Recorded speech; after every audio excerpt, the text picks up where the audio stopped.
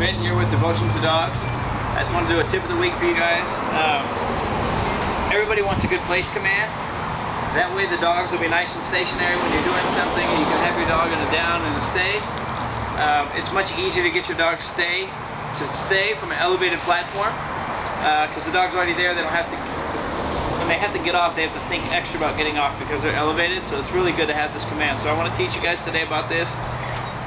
First thing with teaching the behavior, because you don't know if your dog's going to get on this mat the first time because they may be scared of it or spooked by it, you don't want to go and start labeling things.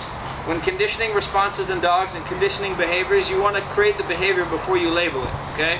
So what you want to do in this situation, if you want to teach this command, a really good way to do it, lead the dog on, good, and give him his treat. Once he's on there, I mark it with good, let him know he did the right thing, and then I give him food. Then, okay, I release him. Copper. Bit. Not that one. This one. Lay down. So, I'm going to do it back and forth, back and forth. Now, okay is going to be my release. I'm going to lead the dog back on, make sure I get the behavior. Good. And then I give the reward.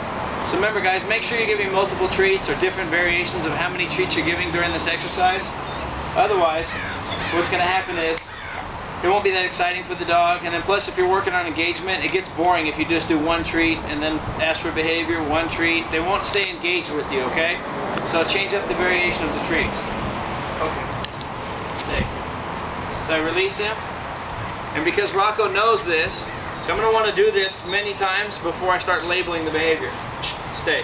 So I know for a fact that Rocco knows how to get on here, so I'm going to tell him now, place, and lead him on. Good.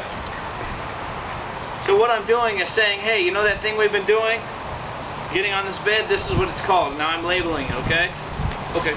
And then I release my dog. I come back. From here, Rocco, place. Good.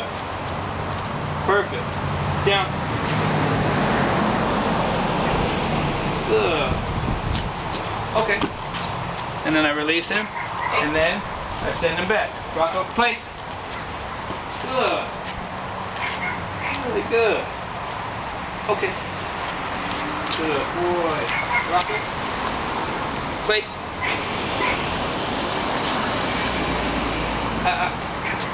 Good. So Rocco's just learning this, so he's probably where your dogs are going to be if you're just starting this. It doesn't take very long to get them to do this. Like I said, lead them on there, mark it when they do the right thing by getting on, and then once you've done that consistently, dog's getting on 100% of the time, then you start labeling it. Place, and then get on. Place, and then get on, and then mark it. Good. Okay. Rocco, place. Good. Good. Sit. Good. Down. Good. So Rocco's just learning all these things, so it's a perfect example of what to do with the dog because he's learning just like any new dog.